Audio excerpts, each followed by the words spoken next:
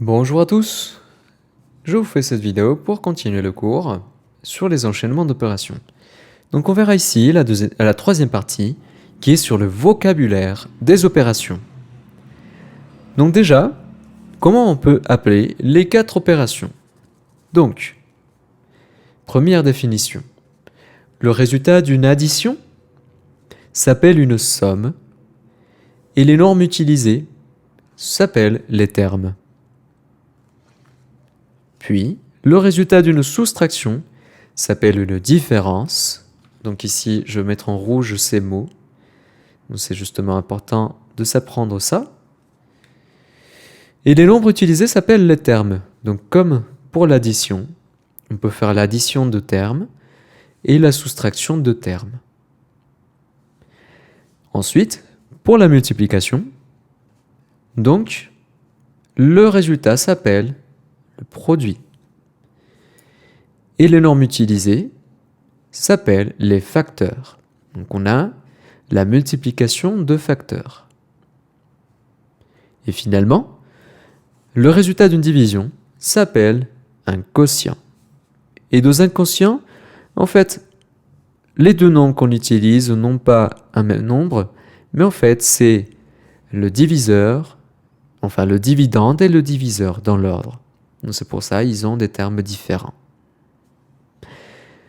Eh bien, déjà, pour s'entraîner, on va faire ces exercices d'application. Donc dans chaque expression, indiquez le nom du résultat ou la nature de l'opération. Donc ça c'est donc une addition. Donc la nature de cette opération est une somme.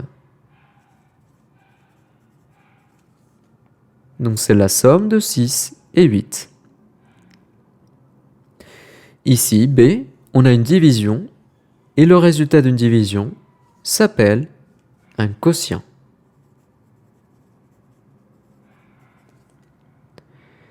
Le C, on a une multiplication.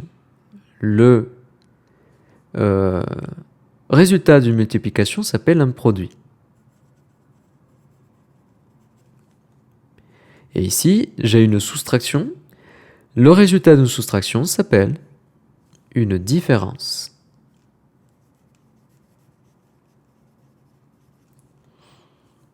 Ici, j'ai une soustraction.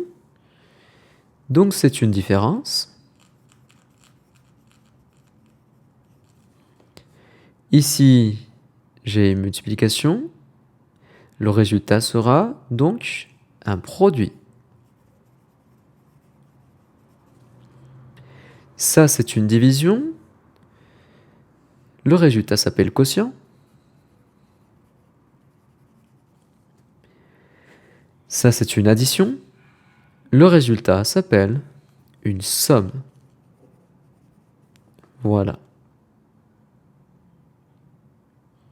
Maintenant, dans ce deuxième exercice, on doit utiliser les modèles suivants pour traduire cette expression en une phrase. Donc le A, on a dit que c'était une somme. Donc on va utiliser justement ça. C'est la somme de quoi et quoi? De 6 et 18. Le B, c'est un quotient. Donc on va dire c'est le quotient de 105 par 3. Ensuite, la C, on a un produit. Donc on va dire c'est le produit de 9 par 105. Et D, j'ai une différence, donc c'est la différence de 82, pardon, la différence entre 82 et 38. En E, on avait une différence, donc on utilise ça. c'est la différence entre 99 et 27. Ici, on a un produit, donc c'est le produit de 10,5 par 0,1. Ensuite, on a le quotient. Donc le quotient de 444 par 4. Et en dernier, on a une somme et on dit la somme de 74 et de 123. Donc, petite remarque, la nature d'une expression comportant plusieurs opérations est déterminée par l'opération à effectuer en dernier.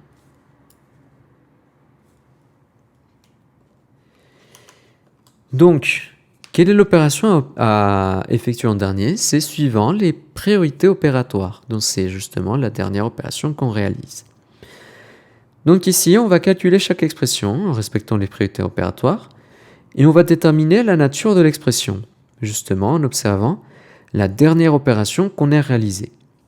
Alors, ici on a A qui est égal à 18 moins 3 fois 5.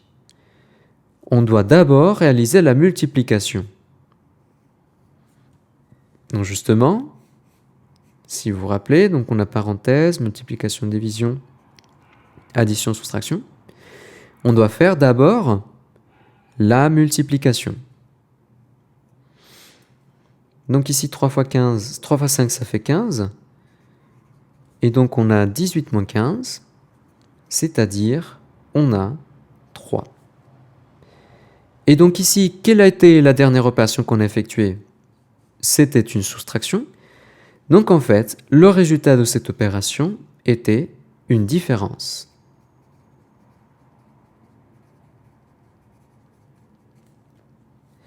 Ici, donc on a 18 moins 3 fois 5. Les priorités me disent que je dois d'abord réaliser les calculs entre parenthèses. 18 moins 3, ça fait 15. Et donc on va voir 15 fois 5, ça fait 75. Donc, la dernière opération a été une multiplication.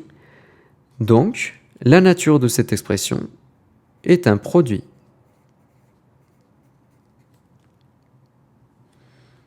Ici, 9 plus 6 divisé par 3. Les priorités opératoires me disent que je dois faire d'abord la division. 6 divisé par 3, c'est 2. Et finalement, je fais 9 plus 2, 11. La dernière opération que j'ai réalisée, c'est une addition. Donc la nature de l'expression, c'est une somme.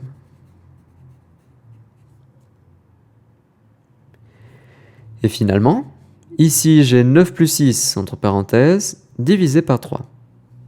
Donc je fais d'abord le calcul entre parenthèses, ce qui est 9 plus 6, 15, divisé par 3, ce qui fait 5.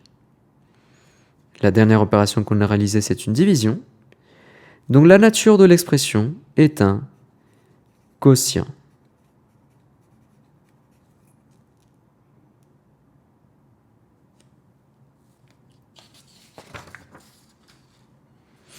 Alors, on a vu justement quelles étaient les natures des différentes opérations, mais maintenant, comment est-ce qu'on va réaliser la traduction d'une expression mathématique en une phrase en français?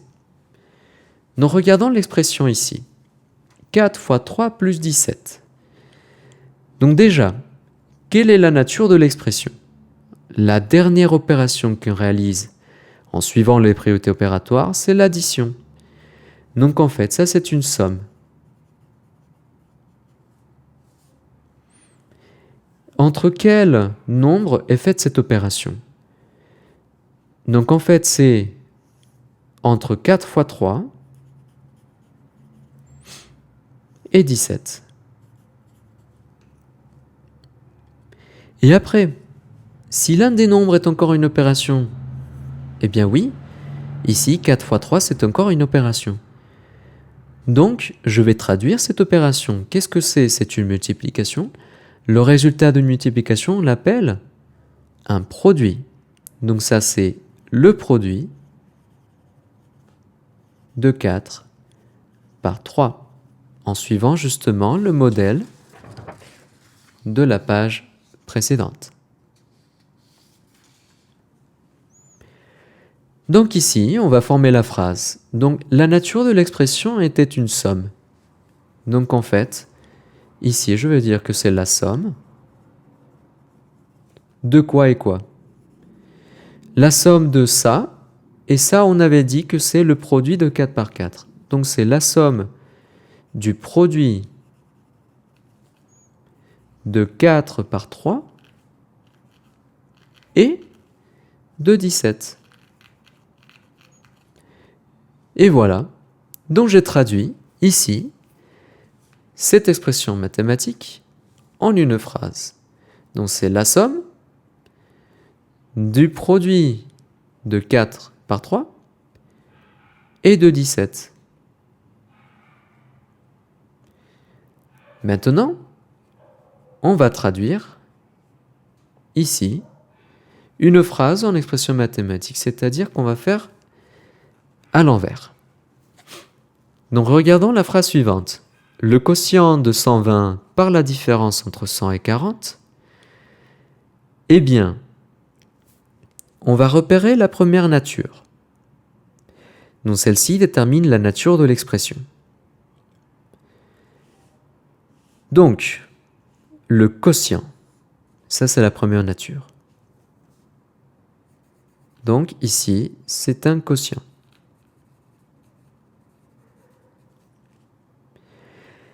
Et déterminant entre quel nombre est faite cette opération. C'est en fait le quotient d'entre 120 et quoi? Et la différence entre 100 et 40.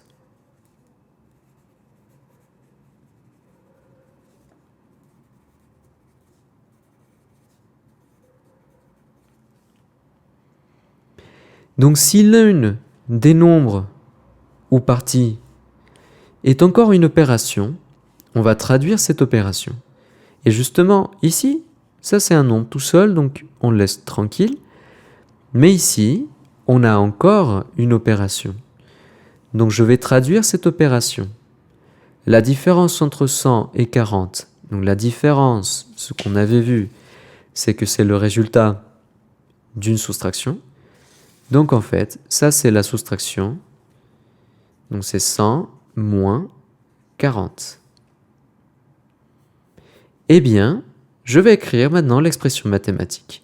Donc commencez par celle qui détermine la nature de l'expression et utilisez les parenthèses si besoin.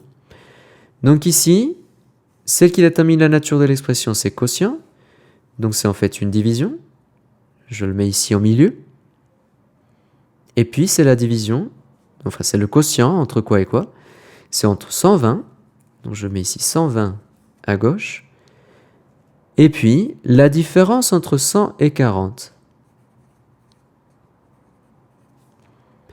Donc justement, on nous demande d'utiliser les parenthèses si besoin. Donc est-ce qu'il faut utiliser des parenthèses si besoin?